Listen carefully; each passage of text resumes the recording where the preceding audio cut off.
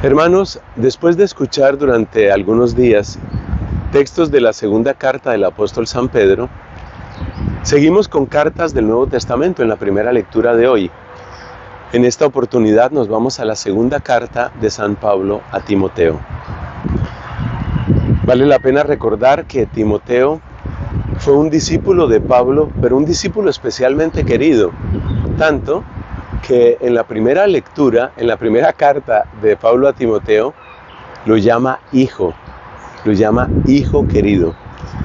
Él, Pablo, sentía que en Timoteo tenía como un hijo espiritual. Y esto dice muchísimo, porque esto nos habla de tres cosas. Nos habla de cómo Pablo veía que esa pasión que él tenía por el Evangelio y que era la razón de ser de toda su vida, estaba también en su discípulo, su hijo espiritual Timoteo. Es decir, lo veía así, apasionado por el Evangelio, lo veía fascinado por la misma causa que estaba en el corazón de Pablo, como un padre que se siente orgulloso de ver que su hijo está haciendo las cosas bien.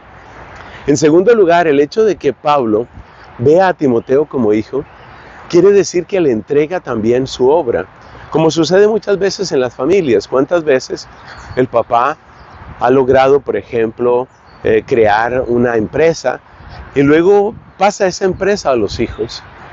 Pero aquí no se trata de cualquier empresa, se trata de la empresa del Evangelio. Es decir, Pablo siente que Timoteo es adecuado sucesor en esa obra del Evangelio, que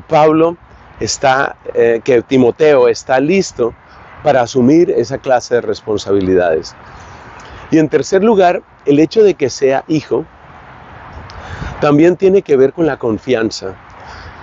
Hay cosas que son como de familia, ¿no? Hay cosas que solo las hablan los papás con los hijos. Y por eso estas dos cartas de Pablo a Timoteo son auténticos tesoros, porque contienen esa clase de confidencias, esa clase de palabras de cercanía y de confianza que muchas veces solo encontraremos entre padres e hijos. Bueno, con esa introducción, espero que nos animemos a estar particularmente atentos para escuchar los textos de esta segunda carta de Pablo a Timoteo. Entre los varios consejos que le da en el texto de hoy, hay uno que deseo destacar, creo que ya lo he hecho en alguna otra oportunidad, y ese consejo es: toma parte en los duros trabajos del Evangelio. Y bueno, como yo también estoy en la evangelización, por el ministerio sacerdotal y por mi vocación dominicana, entonces me interesa mucho eso. Y reflexionando un poco sobre este texto me ponía a pensar cuáles son esos duros trabajos del Evangelio. ¿En qué consiste eso? Lo más fácil, por supuesto, lo más inmediato, tal vez no lo más fácil, pero lo más inmediato es que recordemos aquí a los mártires. Hace poco estábamos celebrando a Carlos Luanga y sus compañeros, que por no seguir las perversiones sexuales que estaban en boga en su país en ese momento, pues fueron aprisionados, maltratados y finalmente quemados vivos. Una cosa espantosa. Eso es participar de los duros trabajos del Evangelio. Es decir, morir así por Cristo es algo muy duro. Y tenemos que recordar en este momento a tantos cristianos que están padeciendo persecución. No se nos olvide que en algunos de nuestros países en América tenemos el caso de gobiernos que han perseguido a los sacerdotes, a los obispos. Yo tengo que recordar aquí el caso de Monseñor Rolando Álvarez en Nicaragua, que fue encarcelado, que se le levantaron cargos, luego se le acusó, se le condenó para más de 20 años de prisión y finalmente, bueno, digamos que parece un poco menos grave, pero no deja de ser terrible, pues fue desterrado, fue sacado de su propio país, fue sacado de su diócesis, fue alejado de su rebaño. Esos son los duros trabajos del Evangelio. Ese es como un nivel, pero tengamos presente que todo el que quiera ser fiel a Dios va a tener que hacer parte de estos mismos maltratos, de distintas maneras.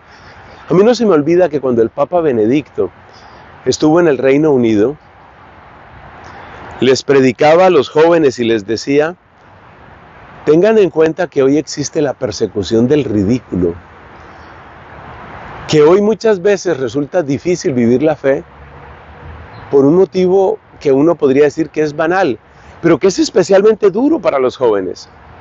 Cuando te vas quedando sin amigos, porque resulta que todos te ven como muy anticuado, te ven como la puritana del grupo, te ven como la mojigata o el mojigato. Cuando todo el mundo te empieza a decir que tú eres fanático, cuando nadie te invita, cuando se burlan de ti, cuando hablan mal de tu fe, cuando te das cuenta e incluso temes, para quienes tienen esa vocación, no voy a tener jamás un novio, no voy a tener jamás una novia, porque todo el mundo lo que quiere es, como decimos, cama. Lo único que quieren es sexo. Entonces un católico, una católica que tenga una convicción en estos temas afectivos, pues va a tener parte en los duros trabajos del Evangelio. Porque va a tener que preguntarse muchas veces: oye, ¿qué pasa conmigo? ¿Soy demasiado feo? ¿Soy demasiado fea? ¿Por qué nadie se interesa por mí? Y muchas veces lo único que está sucediendo es que tú estás queriendo vivir el Evangelio. Y el Evangelio no es amado por muchas personas. El Evangelio es rechazado por muchas personas. El Evangelio es detestado por muchas personas. Entonces los que detestan el Evangelio detestan a los que quieren o queremos vivir el Evangelio. Yo no quiero dármelas aquí de mártir de ninguna manera, pero la realidad es la que es. Y lo cierto del caso es que el que quiera vivir el Evangelio se va a enfrentar con esto que estamos diciendo. Hay exclusión, hay burla, hay segregación. Incluso en algunos casos hay pérdidas muy grandes. Y quiero citar solamente un ejemplo.